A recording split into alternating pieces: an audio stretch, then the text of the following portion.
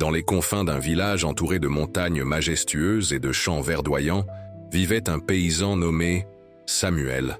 C'était un homme au grand cœur, généreux et résilient, qui consacrait ses journées au labour de la terre et aux soins de sa petite famille. Sa vie était simple et remplie de petits actes de bonté, comme partager ses récoltes avec des voisins dans le besoin et offrir son aide à quiconque en avait besoin. Malgré l'humilité de ses possessions, Samuel était très respecté dans le village pour sa volonté d'aider les autres et pour l'amour qu'il portait à sa famille et à sa terre. Les journées de Samuel commençaient avant même que le soleil ne pointe à l'horizon. Ses mains calleuses par le travail acharné étaient les témoins silencieux d'une vie dédiée au labourage. La sueur qui perlait sur son front alors qu'il labourait la terre portait en elle l'essence d'un homme qui trouvait un sens dans le travail honnête. La nuit, assis à la table avec sa femme Anne et ses 2 fils, Pierre et Jean, Samuel remerciait la simplicité de son existence, la nourriture sur la table et le toit qui les protégeait. Son regard contemplatif, en observant les flammes de la cheminée, reflétait la paix intérieure de celui qui vit en harmonie avec la nature et ses valeurs. Parmi les habitants du village, Samuel était connu comme celui qui ne refusait jamais une demande d'aide. Lorsque la tempête détruisit la maison du vieux Joseph, ce fut Samuel qui apparut en premier avec du bois et des outils pour reconstruire ce qui avait été perdu. Lorsque la veuve Marie tomba malade pendant la récolte, Samuel partagea son temps entre sa propre parcelle et la sienne, veillant à ce qu'aucune des plantations ne soit perdue. Les enfants couraient vers lui lorsqu'ils le voyaient en marcher dans les rues du village, car ils savaient qu'il apportait toujours avec lui des histoires de courage et d'espoir, en plus de petites friandises qu'il cachait dans les poches de son manteau usé. Une nuit, lorsque le ciel était dégagé et que les étoiles brillaient comme des diamants sur un manteau noir, une ombre sinistre s'abattit sur le village. L'air, autrefois parfumé par l'arôme du pain frais et des fleurs sauvages, devint lourd et étouffant. Les oiseaux qui chantaient habituellement à l'aube se turent. Les feuilles des arbres, autrefois vibrantes et pleines de vie, commencèrent à faner sans explication apparente. Un lutin sombre connu sous le nom de dévoreur d'espoir apparut, apportant avec lui une vague de malheur qui affecta toute la communauté. Personne ne savait vraiment d'où il venait. Certains disaient qu'il avait émergé des profondeurs de la terre après des siècles d'hibernation. D'autres croyaient qu'il avait été invoqué par les pensées négatives et les peurs secrètes que les villageois gardèrent dans leur cœur. Le dévoreur était une créature petite, mais sa présence était oppressante. Ses yeux, noirs comme le vide, semblaient aspirer la joie de quiconque osait le regarder. Son sourire tordu révélait des dents pointues, et sa peau grise semblait absorber la lumière autour de lui, créant un cercle permanent d'obscurité partout où il passait. Les récoltes commencèrent à flétrir, les rivières s'asséchèrent, l'énergie et la joie des villageois furent supplantées par le désespoir. L'atmosphère devenait de plus en plus lourde à mesure que la panique se répandait parmi les habitants. Les rires des enfants, qui résonnaient autrefois dans les rues, laissèrent place à un silence troublant. Les réunions sur la place centrale, autrefois animées et pleines de vie, devinrent des rencontres brèves, marquées par la peur et la méfiance.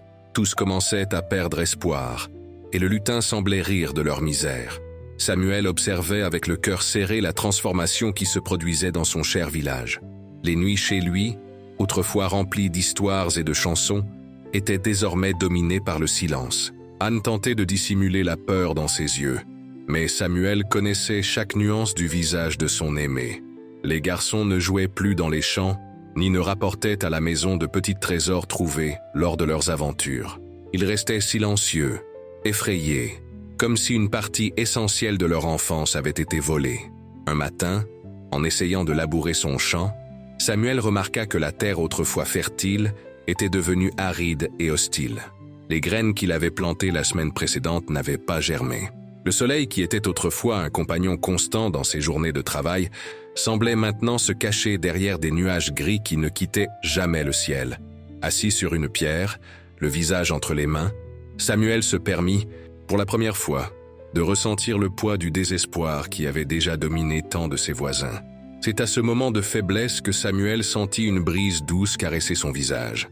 C'était une touche gentille, presque imperceptible, mais chargée d'une présence qu'il ne pouvait expliquer. Levant les yeux, il vit un petit oiseau bleu perché sur une branche sèche. C'était la première fois en semaine qu'il voyait un signe de vie sauvage dans la région. L'oiseau le regarda pendant quelques instants, comme s'il voulait transmettre un message, avant de prendre son envol et de disparaître à l'horizon. Samuel sentit à cet instant que cette brève rencontre n'était pas le fruit du hasard. Il y avait là un appel, un rappel que la beauté existait encore dans le monde, même cachée sous des couches d'obscurité. Un conseil de villageois fut formé pour discuter de la manière de faire face à cette force sombre qui avait envahi leur vie. Ils se réunirent dans l'ancienne église du village, un endroit qui, même sous l'influence néfaste du lutin, semblait encore préserver une lueur de paix. Le vieux Joseph, à 90 ans et doté d'une sagesse accumulée, au fil d'une vie pleine de défis, prit la parole en premier.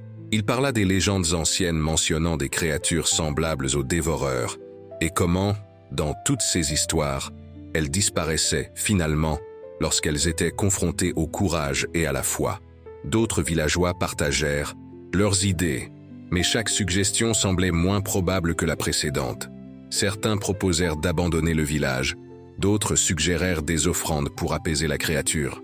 Cependant, la majorité était paralysée par la peur et le doute. Le poids de la présence du lutin semblait plus fort à l'intérieur de ces murs, comme s'il pouvait entendre chaque mot prononcé, chaque plan formulé. Les regards se croisaient, remplis d'incertitude et de méfiance. Le pessimisme imprégnait l'air, étouffant toute étincelle d'espoir qui tentait d'émerger. Parmi tous, Samuel, bien que visiblement fragile face à la figure menaçante du lutin, sentit qu'il ne pouvait rester inactif, tandis que sa maison et ses amis étaient attaqués. Une voix intérieure résonnait fortement dans son cœur, l'incitant à agir, à lutter contre l'obscurité qui s'établissait sur le village. Ce n'était pas une voix audible, mais un appel profond, comme l'écho lointain d'une cloche dans une vallée déserte. Samuel regarda ses mains calleuses, le visage préoccupé d'Anne, les yeux effrayés de ses fils. Il se souvint de l'oiseau bleu, de ce bref moment d'espoir au milieu du désespoir. Avec la détermination d'un homme qui aime et valorise sa terre, Samuel décida qu'il partirait pour un voyage rempli d'incertitudes.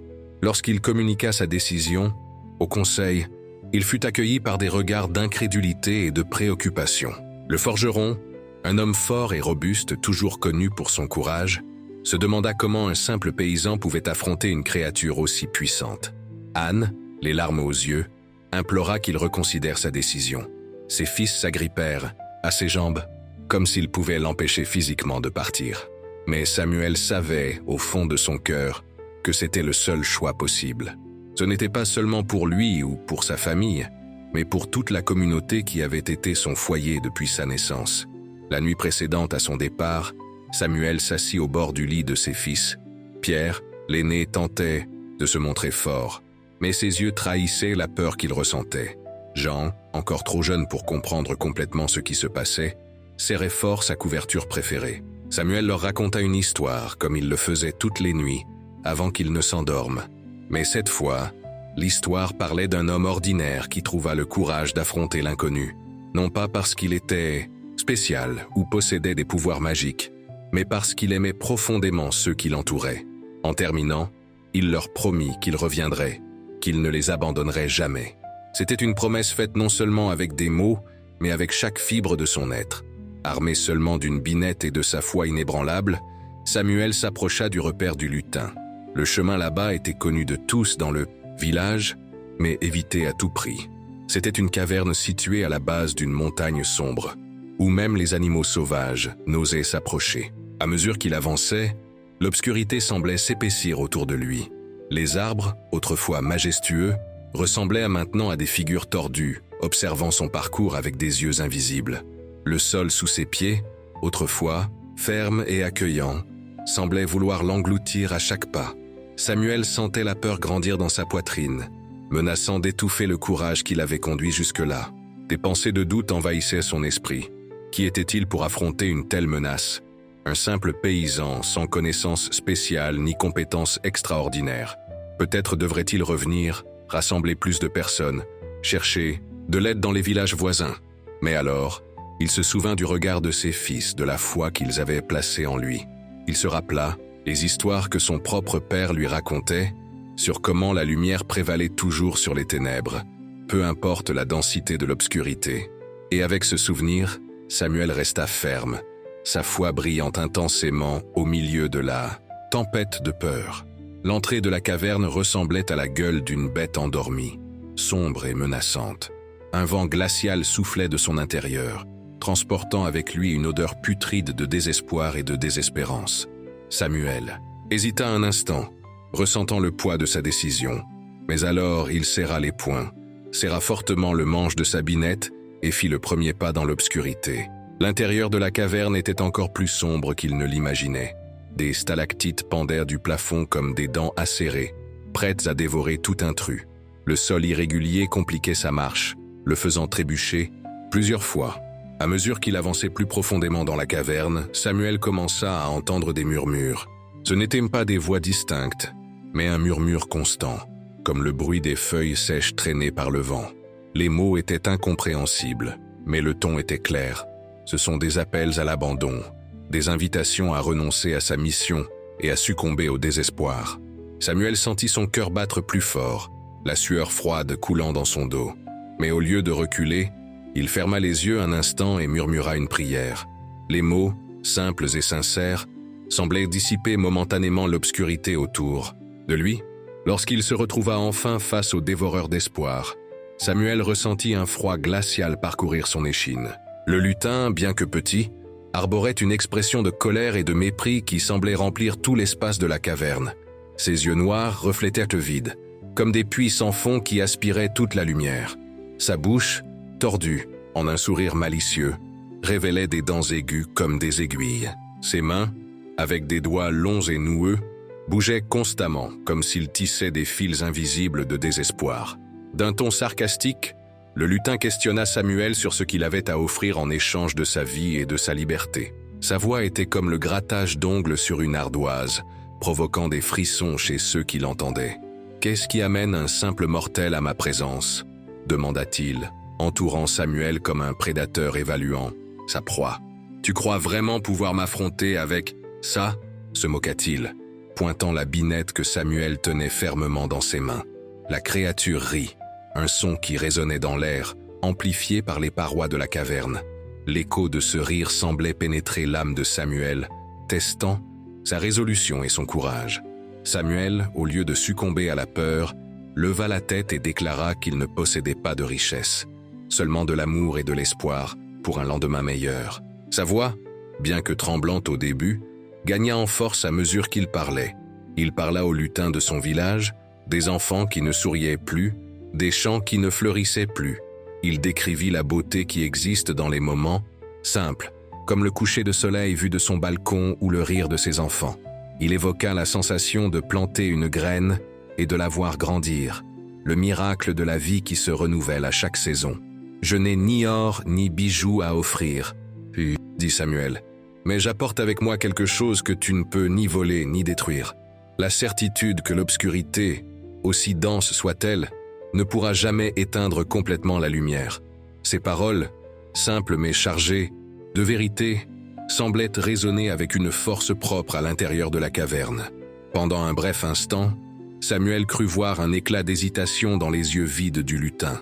Le lutin se moqua de la réponse de Samuel, méprisant ses paroles.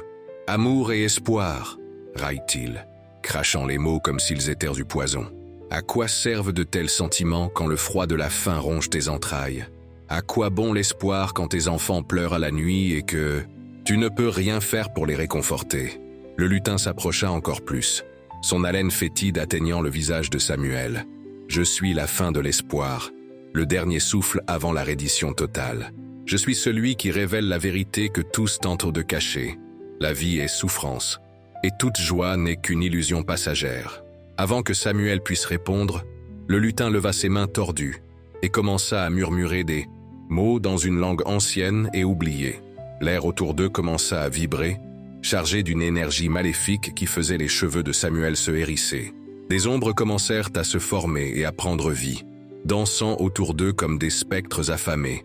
Samuel sentit ses jambes fléchir, comme si elles étaient aspirées par un marécage invisible. Sa vision commença à se brouiller, et des images terribles s'infiltrèrent dans son esprit. sa maison en flammes, ses enfants pleurant, Anne tombée au sol. À cet instant critique, lorsque tout semblait perdu, quelque chose d'extraordinaire se produisit. Une lumière, initialement faible comme la lueur distante d'une étoile, commença à se former au-dessus de Samuel.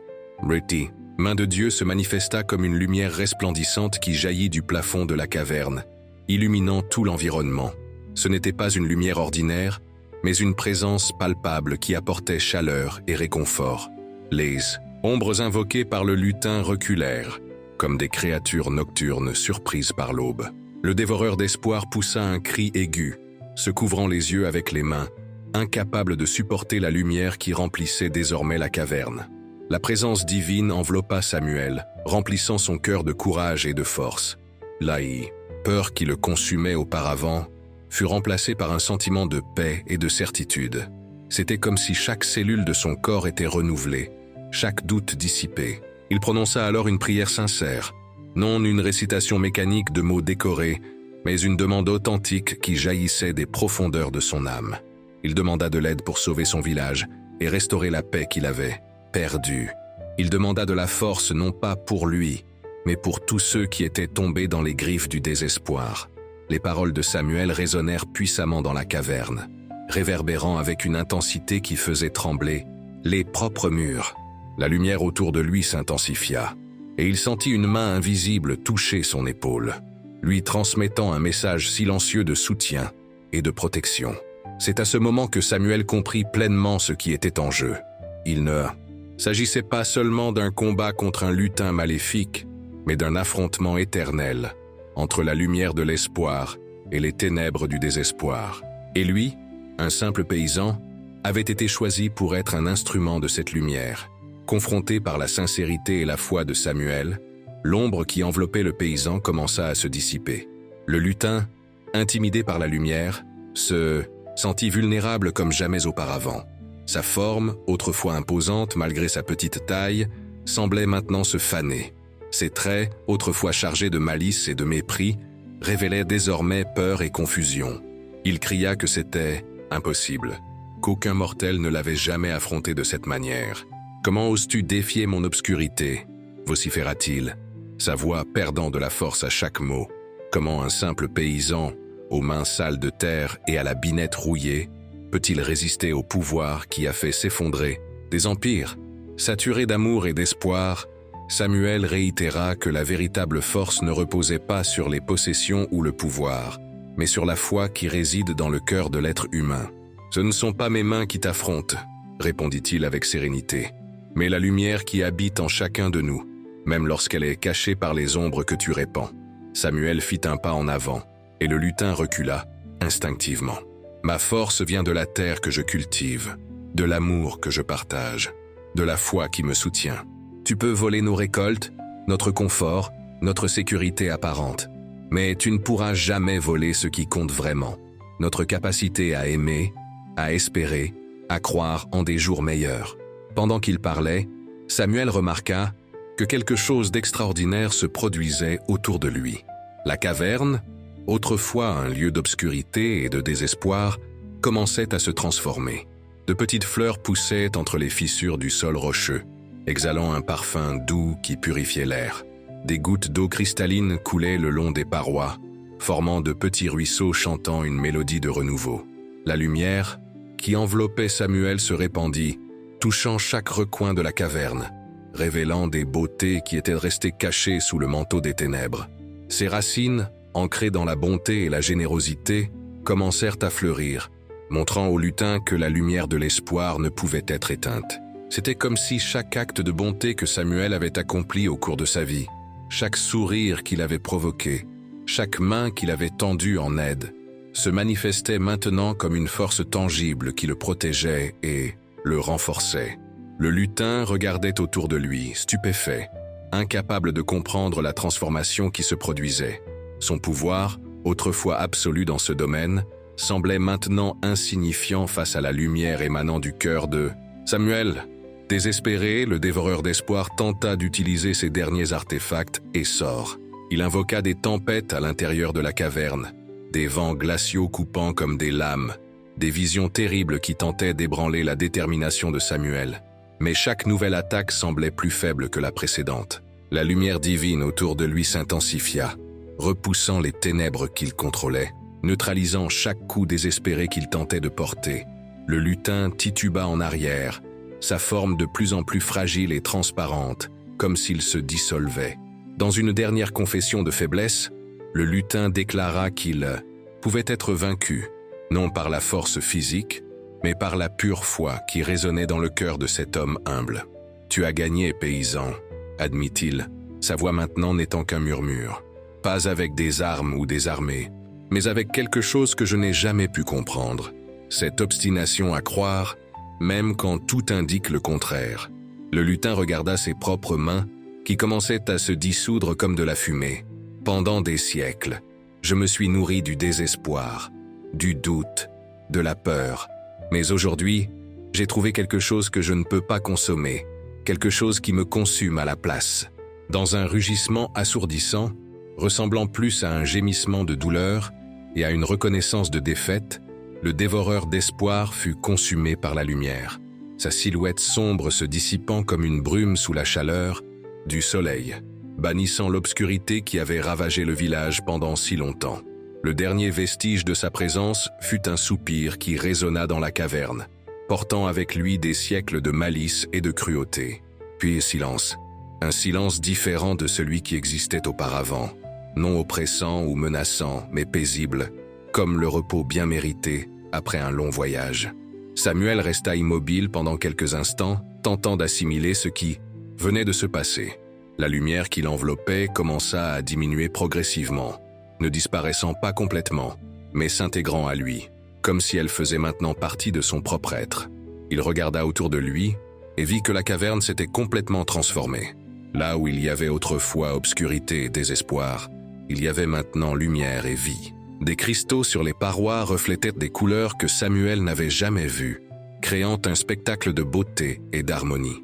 L'eau qui coulait formait de petites mares cristallines où des poissons argentés nageaient librement. L'air, autrefois étouffant, était maintenant chargé du parfum des fleurs sauvages et de la terre humide après la pluie. Le cœur rempli de gratitude et d'un profond sentiment de paix, Samuel entama son voyage de retour chez lui. La marche qui avait autrefois été ardue et effrayante semblait maintenant légère et agréable. Les chemins autrefois couverts d'épines et de pierres arboraient maintenant des fleurs colorées qui s'ouvraient à son passage. Les oiseaux, qui avaient disparu avec l'arrivée du lutin, chantaient maintenant des mélodies de célébration, comme pour annoncer le retour de l'espoir. Samuel remarqua avec surprise et joie que parmi eux se trouvait le petit oiseau bleu qu'il avait vu dans son moment de désespoir, comme s'il l'avait attendu tout ce temps. Lorsqu'il s'approcha du village, Samuel réalisa que la transformation ne se limitait pas seulement à la caverne ou au chemin qu'il avait parcouru. L'obscurité qui planait autrefois sur sa communauté s'était dissipée. Le ciel, autrefois couvert de nuages lourds et gris, affichait maintenant un bleu profond et clair. Les champs, qui s'étaient flétris sous l'influence néfaste du lutin, verdissaient maintenant avec une intensité presque surnaturelle. Les arbres, dont les branches étaient sèches et tordues, exhibaient maintenant des feuilles vibrantes et des fruits mûrs. C'était comme si la nature elle-même célébrait la victoire de la lumière sur les ténèbres. Les villageois, qui marchaient auparavant la tête basse et craintifs, conversaient maintenant joyeusement dans les rues, leurs visages illuminés par des sourires qui semblaient avoir été oubliés depuis longtemps. Les enfants couraient et jouaient dans les champs, leur rire résonnant comme de la musique dans le village. Lorsqu'ils virent Samuel s'approcher, tous arrêtèrent ce qu'ils faisaient et tournèrent leurs regards vers lui. Pendant un moment, il y eut un silence chargé d'attente et de reconnaissance. Puis, comme en réponse à un signe invisible, tous commencèrent à courir dans sa direction. Anne fut la première à l'atteindre, se jetant dans ses bras avec des larmes aillées, de joie coulant sur son visage. Pierre et Jean s'agrippèrent à ses jambes, parlant simultanément de combien ils s'étaient sentis en manque de lui et de combien ils savaient qu'il reviendrait victorieux.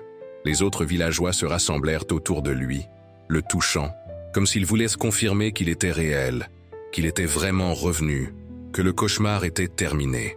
Lorsque la paix revint enfin au village, Samuel revint comme un héros. Il n'avait pas seulement vaincu le lutin, mais avait nourri la foi et l'espoir chez tous ceux qui l'entouraient. Les récoltes fleurirent de nouveau, plus abondantes que jamais. Les ruisseaux reprirent leur cours, leurs eaux plus cristallines et vivifiantes. Les rires de joie remplacèrent les lamentations qui résonnaient autrefois dans les rues.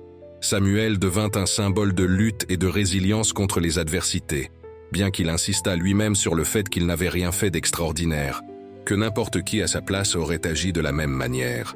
Les nuits chez Samuel redevinrent remplies d'histoires et de chansons.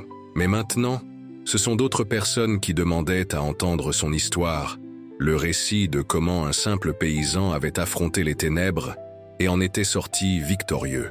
Samuel racontait son expérience avec humilité, en soulignant toujours que ce n'était pas sa propre force qui l'avait conduit à la victoire, mais la lumière divine qui habite dans chaque cœur, disposé à l'accueillir. Son histoire, riche en enseignements sur l'amour et la foi, fut transmise de génération en génération, devenant un nouveau modèle d'espoir pour le peuple. Avec le passage des années, l'histoire de Samuel gagna des nuances et des détails supplémentaires, comme c'est le cas avec toutes les grandes histoires, lorsqu'elles sont racontées et racontées à nouveau. Certains disaient qu'il avait combattu le lutin dans un combat physique épique. D'autres affirmaient qu'il possédait des pouvoirs magiques accordés par les anciens dieux. Mais ceux qui comprenaient réellement l'essence de son voyage savaient que sa véritable force résidait dans la simplicité de son cœur et dans la profondeur de sa foi. Ce n'était pas avec des armes ou de la magie qu'il avait vaincu, mais avec la conviction inébranlable que la lumière prévaut, toujours sur les ténèbres. Ainsi, les villageois apprirent que, même dans les situations les plus sombres et dans le désespoir, il existe une force intérieure capable de changer le monde.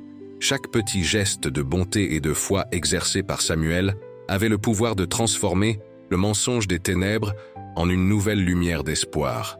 La communauté, qui vivait auparavant dans un état constant de méfiance et de peur, se renforça désormais, construisant des liens plus profonds et significatifs. Les membres commencèrent à valoriser non seulement les biens matériels, mais surtout les connexions qu'ils établissaient entre eux et la foi qui les maintenait unis, même dans les moments les plus difficiles. Le message qui persista dans la mémoire du village fut que, en temps de désespoir, la main de Dieu serait toujours présente pour protéger et illuminer ceux qui nourrissent la foi. Cette ancienne histoire établit clairement que nous sommes tous capables d'affronter nos peurs et de surmonter les défis si nous restons unis par la compassion et l'espoir. Et ainsi, le petit village qui avait failli succomber à l'obscurité devint un phare de lumière, un exemple vivant de la manière dont la foi et l'amour peuvent transformer même les situations les plus désespérées en opportunités de croissance et de renouveau.